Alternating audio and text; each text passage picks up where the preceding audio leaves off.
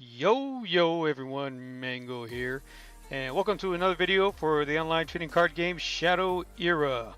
Hope everybody's doing well. Today is just going to be me playing a quick game, not really focusing. Oh, look at that, failed to connect to the game server. That's not good.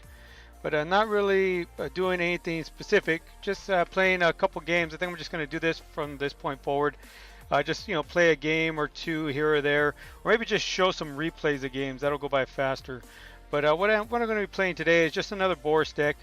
I've been playing around with a lot of different decks lately, just to have fun. But when I was playing this Boris deck, I was playing a little more serious, and I was having a good little run there. I think I went 7-1. I lost to a really unique Victor deck, so that was pretty cool. And pew pew. Oh no, I'm going to lose this one. You see, this guy tends to run a lot of stealthy stuff.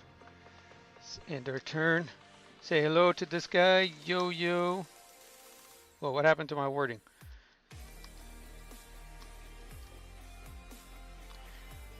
Been around this guy for a long time. Generally a good guy. At least with me.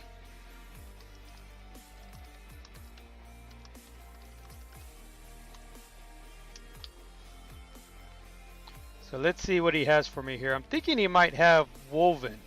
Sometimes he likes to play Stall, but I think other times, for the most part, he likes to play Woven decks. So we'll see. So I want to keep one of these because I think he might have Wrath of the Forest, which is the armor that lets you draw every time an ally is killed. So I want to just make sure I have an answer if he happens to play that. Okay, so he has a Dreadwolf. So we'll go ahead and just crippling blow that. And remember, we played our Blood Frenzy on turn 3. And let me see. So I'm going to get rid of this guy for now. Oh, no. Do I want to? I have nothing really to play on turn 5. See, thinking ahead here, I could just play the crippling blow and hang on to everything. I don't have a big ally to play turn 5.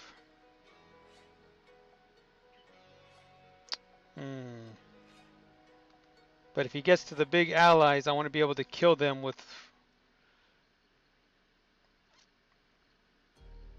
Let's see. I'm going to go ahead and get rid of this guy for now. No, I'm not going to do that either. And let's just throw down crippling blow.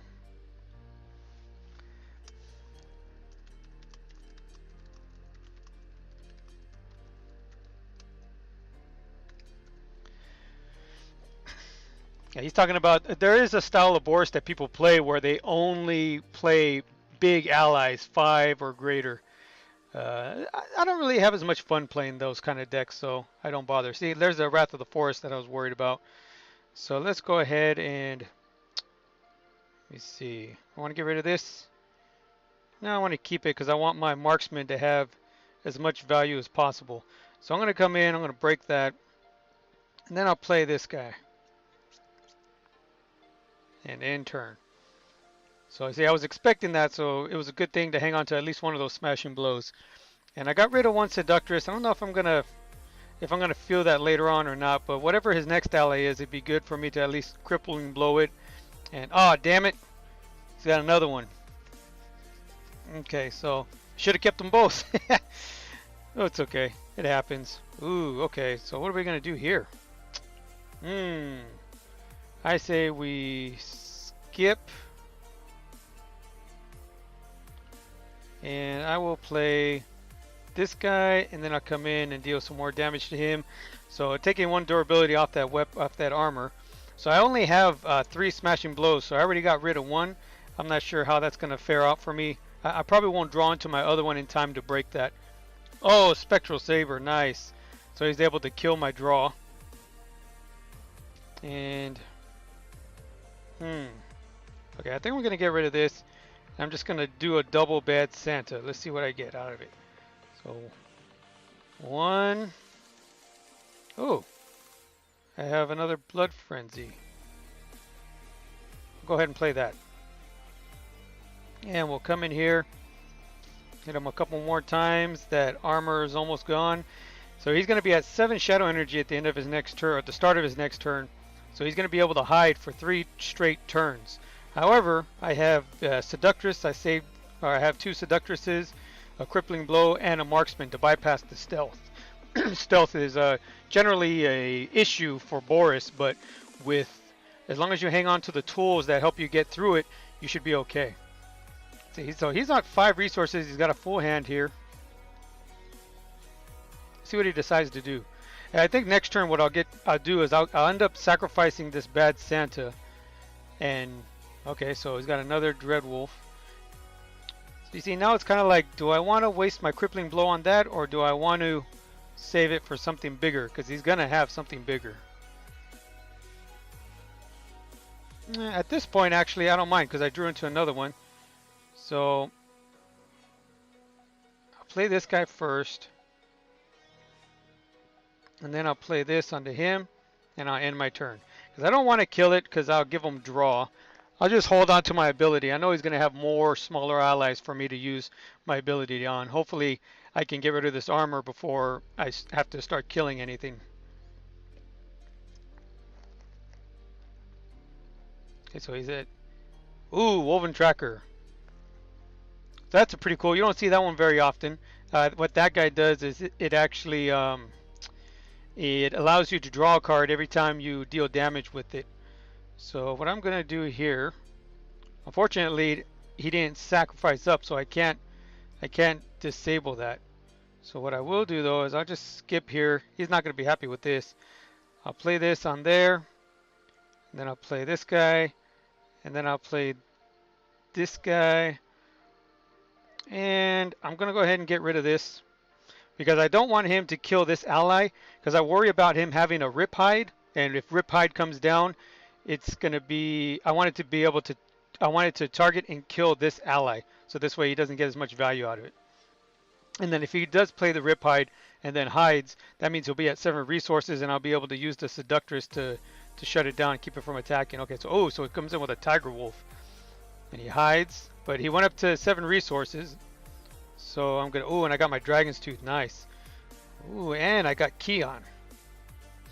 I think I'm gonna hold on to the Kion. I don't want to play it yet, so I will skip. I'll come in here with the Seductress, and then I will end my turn. I'm not gonna play anything else because if he has Shadow Font, I want to be able to disable again. Okay, yeah. So he doesn't have... Oh, there it is, Shadow Font. Okay. So now what I'm going to do is I'm going to play the Marksman and the Seductress to kill off some of those allies. Because I kind of want to save my Kion for the finishing blow. So since he went up to 8, I went ahead and went up to 8. And I will go ahead and use my ability on him. And then what I think I'm going to do is I will go ahead and use the Marksman. Should deal 5 damage to this guy. So he's drawing cards now because I'm killing allies, which I don't like, but it's okay. We're in a pretty good position here. Draws a card. So we're on turn 11 already. Moonstalker matches can tend to go for a long time because if he keeps pulling into those shadow fonts, he can prolong the game. Oh, now he can see my hand. So don't forget this ally, when you play it, you get to see the hand of your opponents. Oh, good guy. He saw that I had the Kion and he saw that I had the Dragon's Tooth, so he said, "Ah, screw it." So let's go ahead. We'll take a real quick look at the deck. You see, and so what this deck is here is A1 Surprise once talked about this when I was still in the A1 guild, and what we have here is a really low count of 3-cost allies. Generally speaking, your best 3-cost play is Blood Frenzy anyway, so you have 4 Seductress, 4 Blood Frenzy, and then 3 Alden the Brave. We got 4 Lyrian Knight just because he's a he's a strong card, even good on turn 3. We have Tainted Oracle, 2 of them for a little supplemental draw. 2 Yari Marksman, 3 Braxnorian Soldier, who's a haste blocker, and basically has a shield to weenie allies. You can't be attacked if the ally has 3 health or less. War Giant. Too bad we didn't get to see this guy in play. He's kind of a fatty removal tool, because Boris, if you play Boris enough, you tend to lose out to fatty spam decks like Lance, and really just any kind of deck with a lot of fatties you can really lose out on easily if you don't have pull into your one option, which is generally Dragon Tooth. Crippling Blow can be a good option. You know, you get to shut down the big fatty ally down to 0 attack. But so this deck, though, I have the 4 Crippling Blow, I have the 2 War Giants, and then I also have the 2 Dragon's Tooth. So this, of course, if you attack an ally with cost 5 or greater, it dies straight away. You don't deal damage to it, anything. You just attack and it dies. Some people want this to be nerfed somehow, maybe so that it loses durability when you kill an opposing ally. I guess I can see the argument there, because basically it just stays on the board unless your opponent attacks into you or has a way to get rid of it. But I don't know, I'm on the fence. I'm not sure. I'd like to hear what people say about that overall. And let me see. Let's go back here. And then we have Kion. Of course, if you can afford him, buy at least 1 Kion and play it in your human decks. It's worth it. If you can't afford him, you can get Aeon Stormcaller. He's a good substitute, and 1 cost less, but he's a big ally, 3/8 with the protector ability, and you're able to buff your own allies. So if you can't afford Kion, but you want another big ally to put in your deck, just get the Aeon Stormcaller. He's going to do you just fine. And so the one thing about this deck, which you notice, is that it actually does really well against Moonstalker. And so, I mean, you have the Lyrian Seductress. Just pay attention to your resources. Make sure you don't go higher than your opponent. And then every time he tends to use his ability, you can utilize Seductress to target and disable the allies when they're hidden. It's a way to just, you know, shut them down so that he can't really gain much momentum. And the second ally that helps with that is Marksman. So Marksman, of course, if you're able to Crippling Blow or disable the opposing allies, keeps it from doing much. You know, your next turn you can drop one of these guys like I did. You saw I had 3 allies crippled, I think, in the last game. So I played this guy and I was able to get huge value out of him. For the one time I played him, and I was able to take out that one big ally with 5 health, because he does 1 damage per ally on the board, and then +1 for himself and other Yari allies you have in play. So basically, just think of every time you summon this guy, you're going to deal damage equal to opposing allies in play, and +1 for this guy himself. And like I said earlier, this guy's kind of another fatty removal. And mostly because whenever he does damage to an opposing ally, it's exiled. So if you happen to attack a Braxnorian soldier, or let me see, what other big allies are, you know, any big ally that would generally be a threat, like Eris, Fate Weaver, or even Nathanias, you know, he's going to get attacked first. So be careful. Remember, every time you attack with this guy, he gets attacked first because he has Defender.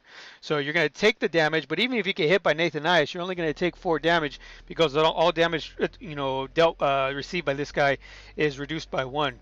But I mean, being able to take out a Nathanias in 1 shot, or an Eris in 1 shot, or any kind of a big ally in 1 shot is always a plus.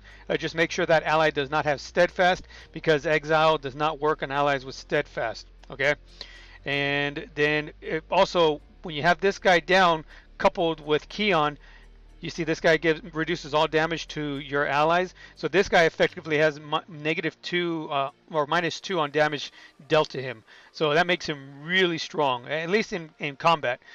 Spells will still deal -1 damage only, because he doesn't take any his natural ability doesn't have -1 from abilities. So, and then we have the 4 Crippling Blows, 2 Retreat, so 6 control abilities. Retreat and Crippling Blow are both insanely good against Moonstalker. If you play against Lance, this card is almost one of your most valuable cards. You don't really want to sacrifice Retreat.